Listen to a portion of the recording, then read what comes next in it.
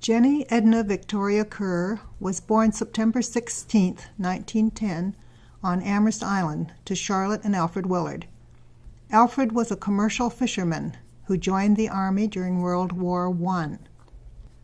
The Willard family lived in a small house on the island on the edge of the water. People used their own small motorboats or traveled on the ice in winter to get from the island. The mail was brought to the island by motorboat to the harbor at Stella. The ferry operation was started in the 1940s. The Willard family lived beside the Stella dock used by the Islander ferry. They attended the St. Albans Church in Stella. Growing up, Jennie was the second youngest of a large family. The youngest, Monroe, was 2 years younger than Jennie. They spent a lot of time playing together as children. This picture shows them playing in the water beside the Willard house. Jennie and Monroe went together to Kingston to visit with Marion's family. This school picture, when Jennie was in grade 8, shows that Monroe was a head taller than Jennie and was the tallest in the school. Jennie's grade 8 class shows a friend, Hazel, who attended school with Jennie. Hazelstein was 1 year younger than Jennie. The two remained friends and wrote to each other yearly. Even at 99 and 100, they wrote with the help of their daughters. They discovered that their health issues were very similar, each giving the other some measure of comfort. The island school was a continuing school, with both elementary and high school, so children would not have to leave the island to attend high school. Recently, there was a reunion at the continuing school. Jennie met a couple of her schoolmates. Hugaboon and Kahi were their surnames. She enjoyed a good visit with them. Jennie lived on the island until she went to normal school, later called Teachers College, in Peterborough. Jessie knew of a home where Jennie could board, and their brother Dave helped out with expenses. Jennie's first teaching job was at Coxville. She tells of traveling to Sharbot Lake by bus. She then traveled on the mail buggy, and the postman told her where to get off to go to the house where she would be boarding with a Cox family. Her salary for the year was $400, but the first pay was not until Christmas, so her board couldn't be paid until then. Jennie must have made quite an impression on her students, because Jennie Willard was mentioned to one of her students, Hilda Cox, recently. Hilda remembered Jennie teaching her 80 years prior, even though there had been no contact during the entire 80 years. Hilda, at the time of this conversation, was about 90 years old and had failing memory. On January 29, 1929, the Willard family lost Monroe suddenly, at age 16, following a short illness. He was described as a bright scholar, but also thoughtful, kind, and cheerful, traits similar to Jennie's. That loss left Jennie then as the youngest of the family. Dorothy was 2 years older than Jennie. The Willard family had previously lost 2 other boys.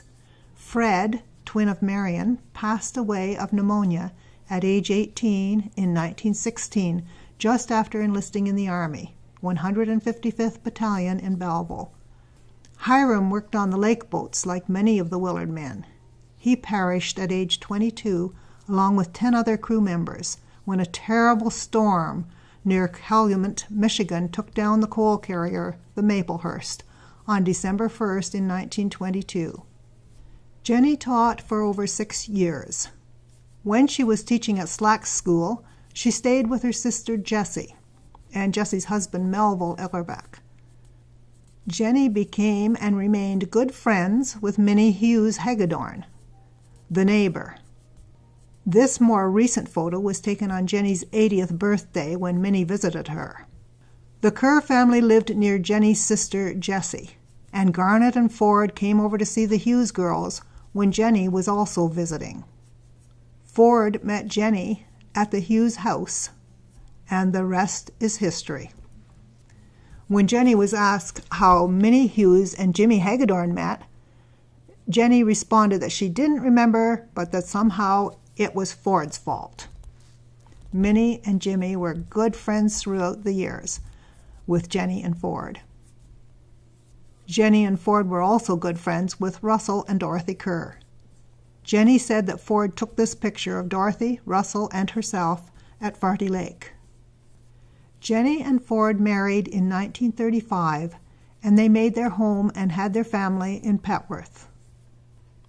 Jennie went back to visit the Amherst Island home as often as she could, but was kept very busy with her family. Jennie and Ford started a country store in part of the house in 1939. Jennie ran the store while looking after the children because Ford was busy making a living using his talents as a mechanic and running other ventures over the years. However, they took time some weekends to enjoy a dance in the hall on the corner in Petworth.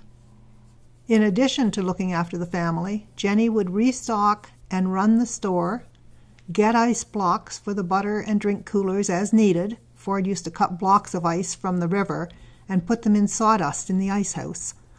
Jennie had to administer ration coupons for butter, sugar, and gas during the part of the 40s.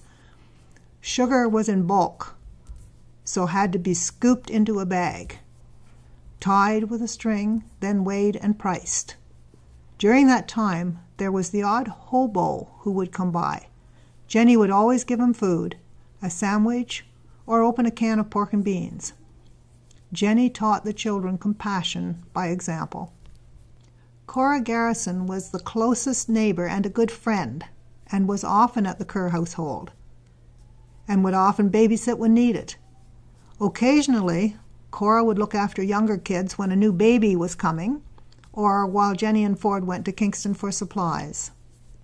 Jennie was a good mother, encouraging, compassionate, understanding, and firm when she needed to be. The children learned at a young age of the behavior and values that were acceptable. A school teacher look by Jennie meant no. All of the children knew that a lack of compliance meant that there would be a chair or bed waiting. They would be given time to think. Jennie used time out for discipline long before it was advocated by all the child-rearing books. Jennie would do large washings of clothes, first by hand and then with a wringer washer with a gas engine that Ford had installed. Later, the washer had an electric motor. The clothes were hung on a long line to dry. In the wintertime, drying the clothes was a challenge because the clothes would be frozen stiff when brought in. Jennie would iron the heap of clothes with irons heated on the wood stove. Later, she got an electric iron. There were no wash and wear clothes. Jennie literally pumped gas into the old glass top to measure the amount to be served to the customer. During the 50s, there was an updated gas pump. At that time, there was a lot of work with no electricity and no running water. Jennie carried pails of water from the pump outside for the various needs. She brought in wood for the fire and kept it going, put oil in the lamps, and lit them at night time. There was often a large garden with vegetables, strawberries, and raspberries. Jennie would do gardening, gathering, and preserving of fruits and vegetables. She would cook nutritious meals using a wood stove, then later an electric stove. The area got electricity in the early 50s. After each meal, a pail of water had to be carried in, and a pan of water had to be heated on the wood stove to wash the huge number of dishes. There was so much to do that all family members needed to do their part. The kids were given responsibilities and learned work ethics at a young age, helping with cooking, baking, washing dishes, cleaning, gardening, washing clothes with a wringer washer, hanging clothes out, and carrying in wood, learning how to handle money in the store, how to pump gas, unpack groceries, stock shelves, and fill ice coolers, and how to keep a tab for those who ran one. Still, the children were given lots of free time to play outside, go swimming, play ball, go tobogganing, or go skating. On some weekends, relatives would visit, or other weekends, neighbors would be invited on a Friday or Saturday to play euchre. The kids looked forward to that. It meant sandwiches and homemade ice cream with sauces to boot. Jennie cooked the custard mixture for the ice cream. Then the children cranked the bucket in the ice cream maker, while adding chunks of ice and salt to the outside, until the ice cream was frozen. They were rewarded by being allowed to eat the remaining ice cream off the paddles. They were also allowed to stay up later that night as part of the treat. For Ford's birthday, February 22nd, Jennie always had his favorite foods: fresh oyster soup and homemade ice cream with, of course, layered birthday cake. She invited neighbors in for that party, and they played cards. The family would often play the card game 500 for entertainment on a weekend. Of course, there was no TV at that time. Jennie sometimes hosted ladies' aid meetings, which was a name for ladies' auxiliary. Neighbor ladies attended, including Dorothy Kerr, Cora Garrison, Pearl Huffman, Florence Kerr, and Frances Young, among others. Once a year, the Hartman family visited the Kerr family for a venison meal. And once a year, the Hartmans hosted the large Kerr family at their house for a wonderful meal. At the Hartmans, the highlight for the kids was whipped Jell-O with gumdrops.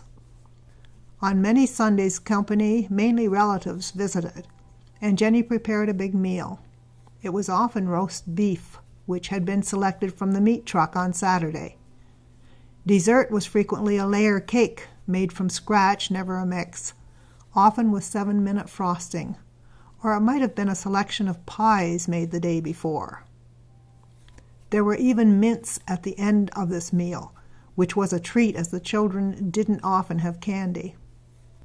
During the 50s, when Ford got the Volkswagen bus, Jennie was sometimes required to drive the bus to Slacks or Star Corners to meet the big bus. Ford's brother Garnet arranged for piano lessons for the children who wanted them. Jennie encouraged practice and made sure the piano students got to the lessons. Jennie would doctor any of the children who felt ill.